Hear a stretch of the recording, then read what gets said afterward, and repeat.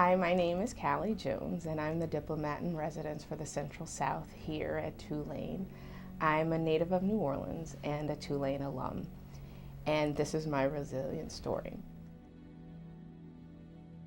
I was born in New Orleans and went to an all-girls private school where I was one of very few African American students. And while I was there, I always felt that I had a place, but there were small things that indicated to me that maybe not everyone felt the same way. I didn't go to slumber parties.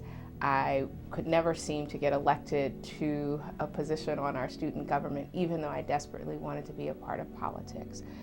But it wasn't until I was in 8th grade when a mom of a student actually articulated for me what the problem was.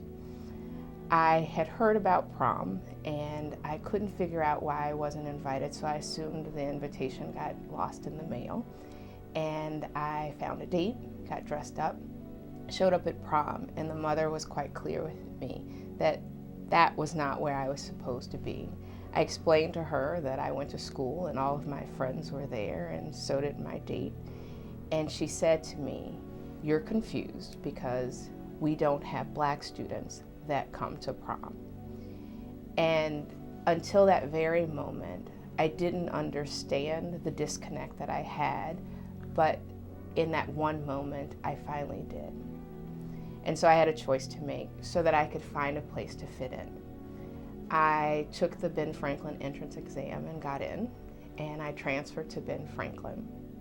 And while I was there, people were these academic powerhouses, and in my view, I still didn't fit in, and so I spent 2 years struggling to find my place at Ben Franklin and decided to return to my other school because I realized that I was comfortable in the environment that I had already known. So I graduated and decided to go to a historically black college. I attended Howard University. And even while attending school at a HBCU where I thought that I would easily fit in, I still didn't find my place. I was rejected from a sorority. I didn't get into organizations because they felt that I was very different and they couldn't understand me. So I spent a few years there, and then I left Howard University early to attend law school. And I came to Tulane, and while I was here, I got a D in my first course, and a professor called me in and said, "I don't think you're made for law school." And my whole life that I had struggled to find a place for me, I still couldn't quite figure it out, despite what I thought would be a welcoming environment at Tulane. And so I went to see another professor who I thought would be helpful in understanding my story. And he said, "Callie, we're gonna get you straight." And I remember being in class and he called on me, and I was absolutely petrified in answering any question despite knowing that I knew the answer because I didn't want to be judged. My entire life was about judgment and something that I wanted to avoid.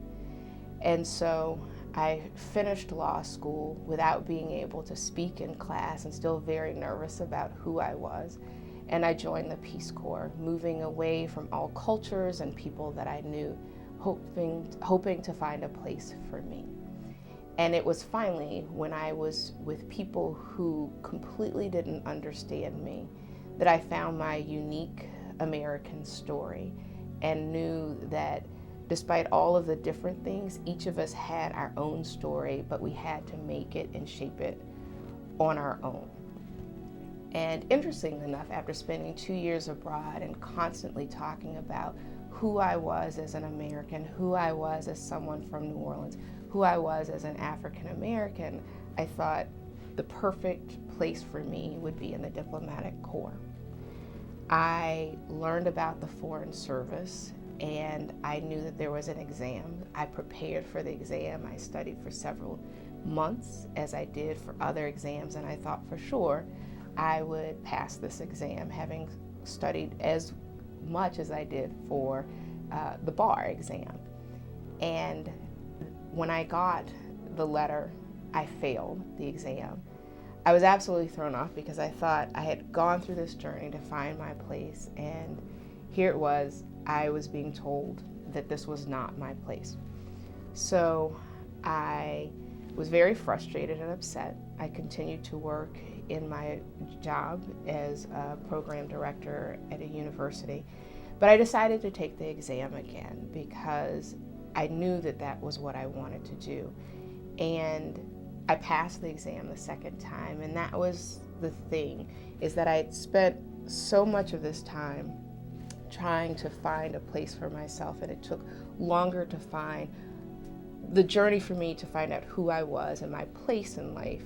Personally, was a long journey, but the professional journey was simply a quick fix. I had to wake up the next time the exam was offered and take the exam. And that is how I became a diplomat. And so many students come to me and they ask me the question, how did you become a diplomat? I want to do what you're doing. And the answer, frankly, is it takes a lifelong journey of finding out who you are. And then it also takes just grit in taking the exam. So this is my resilience story. And what I want you to know is that sometimes it's a journey, and sometimes it's just waking up and doing it over again.